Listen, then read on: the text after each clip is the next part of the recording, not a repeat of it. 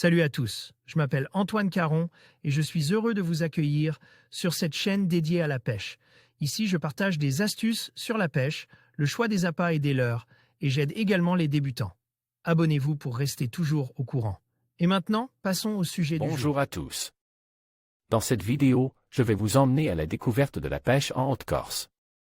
Je vais vous présenter 3 poissons incontournables à rechercher lors de votre prochaine sortie en mer. Que vous soyez débutant ou pêcheur expérimenté, ces espèces vous offriront des moments inoubliables. Restez avec moi pour en savoir plus sur ces trésors marins et les meilleures techniques pour les attraper. C'est parti! Écoutez cet article. La truite fario. La Haute-Corse est réputée pour son très grand nombre de rivières à truites. Bien sûr, de telles rivières existent également en Corse du Sud. Une grande partie des rivières corses sont en réalité des fleuves. Dans ces derniers, une très forte population de truites est présente et bien installée. La taille moyenne, bien que très faible dans la majorité des cas, peut être très élevée dans certains spots. Sur les petites rivières classiques, la quantité de poissons entre 15 et 20 cm est phénoménale et permet de s'amuser en cherchant le nombre de prises. Ces petits poissons permettent de s'entraîner sur certaines techniques, notamment la pêche à la mouche en sèche, à vue, particulièrement efficace. Plusieurs rivières possèdent la particularité de créer de très grosses truites, pouvant dépasser les 60 cm, bien qu'elles soient tenues secrètes par les pêcheurs qui les connaissent. Le Loup-étang donne la présence de nombreux petits fleuves en Haute-Corse. Les zones d'embouchure sont très fréquentes, surtout sur la côte est. Les loups sont des poissons qui apprécient tout particulièrement les embouchures qui leur servent de zone de chasse.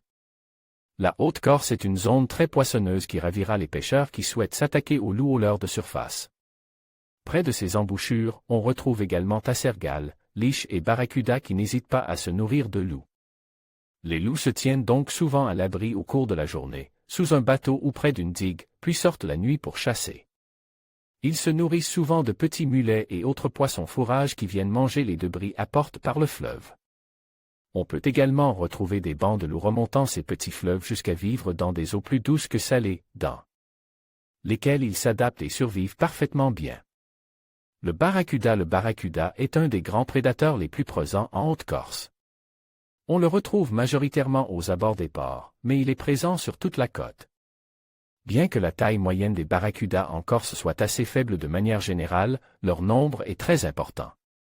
Il n'est pas rare de voir passer des bancs de centaines d'individus entre 50 et 80 cm au coucher du soleil, lorsqu'ils se rapprochent du bord pour chasser. Cette population est si grande que les gros individus se nourrissent de leurs propres congénères plus petits, quand la nourriture vient à manquer.